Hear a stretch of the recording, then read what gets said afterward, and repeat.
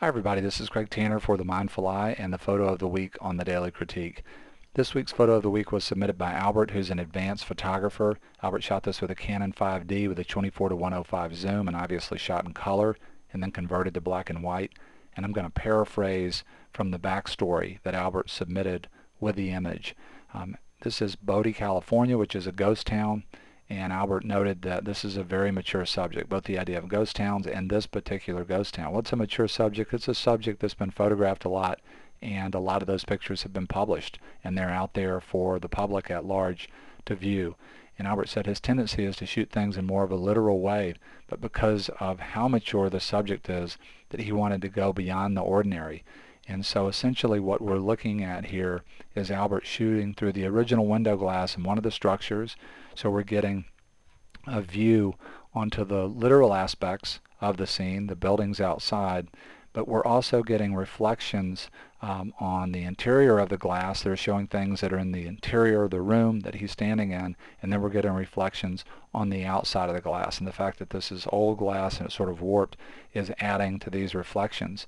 And the other thing that Albert said that I thought was really beautiful from a conceptual standpoint is he said, you know, this is a ghost town, so you've got the idea of physical decay, but he thought a lot about standing there and the idea of memory and sort of loss, and also how the memories themselves decay.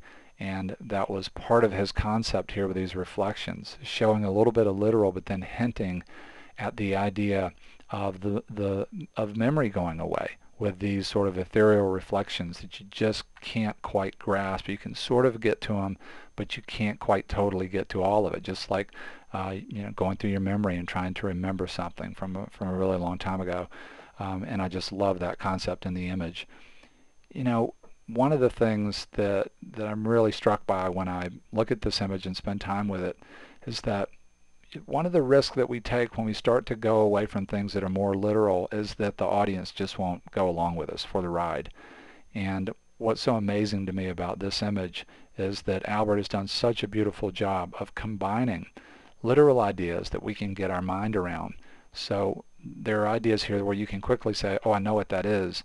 And not only that, but just from an intrinsic design standpoint, just if we're talking about the elements of visual design, this bed frame in the image and the bed springs immediately sets up a rhythmic pattern.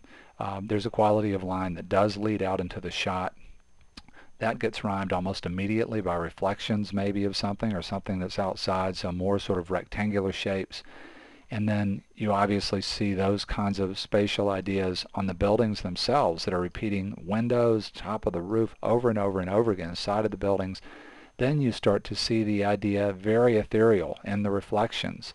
And then you start to see it break up and become even more ethereal, but it's still happening up here in the overlay in the sky.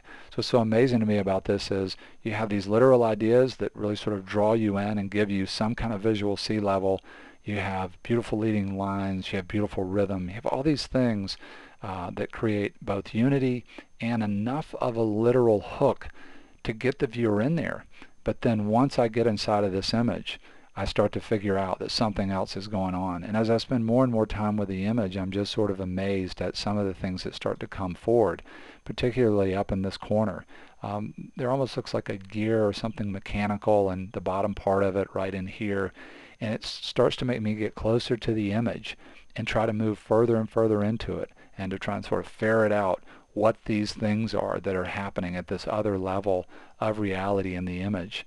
I love the way these lines and these sort of suggestions of flat space shapes and geometry are sitting on the sky, which is very ethereal, and you have the shapes of the clouds. I love the way those softer space shapes and more ethereal ideas of the clouds are playing off of the way the sagebrush and the desert grasses are looking through the window. And then I love the idea of the chair here. For me, I kind of made an arc like this in the image, and I come back to this open space in front of the table here, another rhyme, a powerful rhyme of the rectangle idea, another very, very powerful rhyme. It's like a doorway there within a doorway. But then there's this negative space shape, and I just love the fact that, you know, if you were kind of setting this up, I could see saying, well, let's move the chair a little bit more out into the negative space and maybe turn it where it's sort of pointed towards the scene. And it's just amazing sort of how the chair is on the edge of that, and it's faced away from everything. And to me, that's a very, very powerful archetype. You really sort of have two choices here. Anyway, this is the story that I'm making up, and this is what's so cool about images like this, is it starts to let each person have their own overlay of story. But for me, there's sort of two spaces here. You can sort of try and confront the past and the loss and look out, or you could just become overwhelmed and sit down in this chair and just look away from all of it and take a break, and just or maybe try to go inside of your mind and try and use your imagination to discern these things that just are not quite there. The other thing that's amazing to me about this image is that I spent an enormous amount of time with this image, just like all the images that you see on a daily critique or a digital darkroom episode. And right before I was about to record the video, I noticed that there's a person right here that I had not seen, and I looked at the image for a very, very long time.